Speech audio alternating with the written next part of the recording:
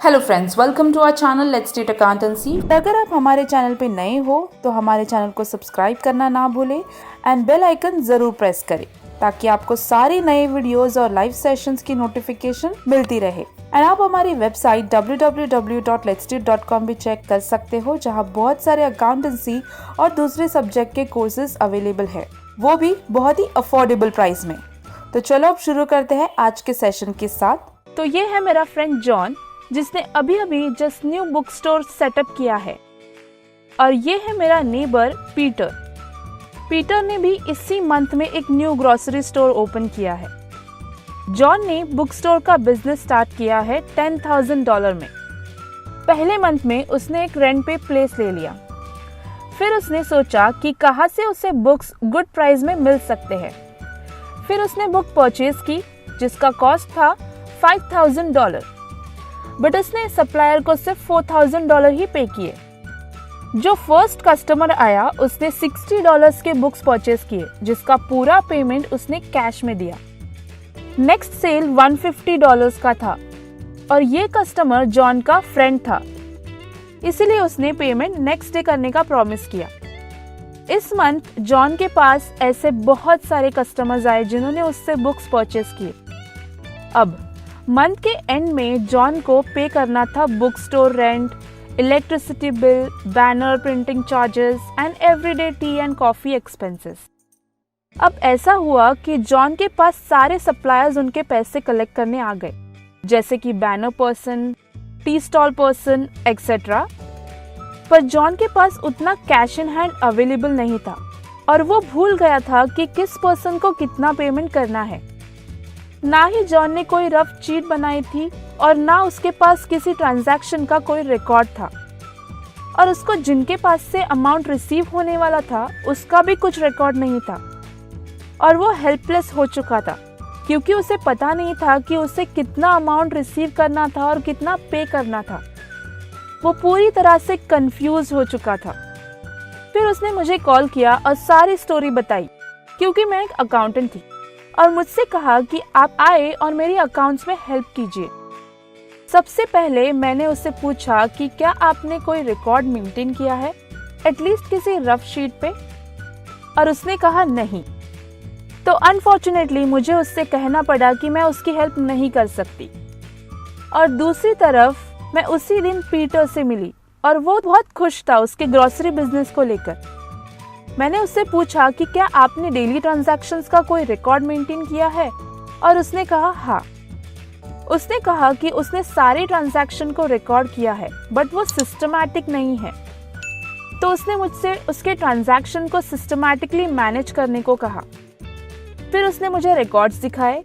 इस रिकॉर्ड से वो उसकी प्रोग्रेस नहीं एनालाइज कर पा रहा था।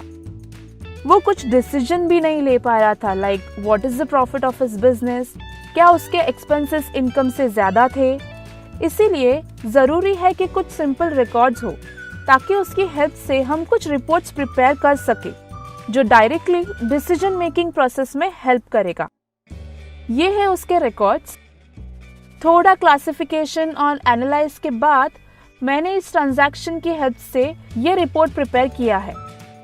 तो अब आप इस रिपोर्ट से देख सकते हैं कि उसने ग्रोसरी परचेज की है वर्थ $6,000 और उसने पेड किया है rent, electricity bill and T and coffee expenses. उसका टोटल अमाउंट है $1,000।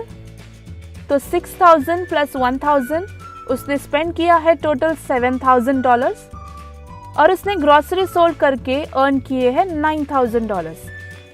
तो उसे 2,000 एक्स्ट्रा मिले हैं as compared to his spending. इसका मतलब है कि प्रॉफिट है $2,000 का। तो अब देखते हैं कि पीटर का इन्वेस्टमेंट अमाउंट था $10,000, जैसे कि हम जानते हैं कि उसे $2,000 का प्रॉफिट मिला है। तो अब पीटर के पास टोटल $12,000 है। तो अब हम देखते हैं कि सारा मनी कहाँ है। अगर हम ये टेबल देखें तो हमें पता चलेगा कि $9,000 पीटर के बैंक के अकाउंट में है और $3,000 उसके पास कैश फॉर्म में अवेलेबल है। तो यहाँ अमाउंट मैच हो गया है। तो ये रिपोर्ट्स प्रिपेयर करने से हमें पता चलेगा कि पीटर का बिजनेस किस पोजीशन पे है। इससे हमें प्रॉफिट का भी पता चलता है और ये भी पता चलता है कि एक्चुअल में मनी किधर है। ये रिपोर्ट बिजनेस के इम्पोर्टेंट डिसीजन लेने में हेल्प करेगा। तो हमने इस स्टोरी से क्या सीखा? जॉन ने कोई रिकॉर्ड्स प्रिपेयर नहीं किया, जिसकी वजह से हम उसका अकाउंट्स प्रिपेयर करने में कोई हेल्प नहीं कर सकते। लेकिन पीटर ने सारे रिकॉर्ड बनाए थे। ये इम्पोर्टेंट रिकॉर्ड्स को मेंटेन करने के प्रोसेस को हम बुक कीपिंग कहते हैं, जो रिपोर्ट्स प्रिपेयर करने का फर्स्ट स्टेप है।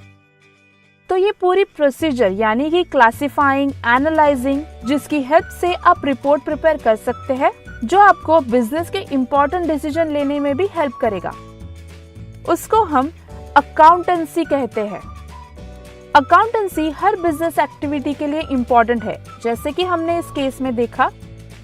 और अकाउंटेंसी का नॉलेज एप्लीकेबल है एवरीडे ट्रांजैक्शन में, जो हम डेली लाइफ में फेस करते हैं।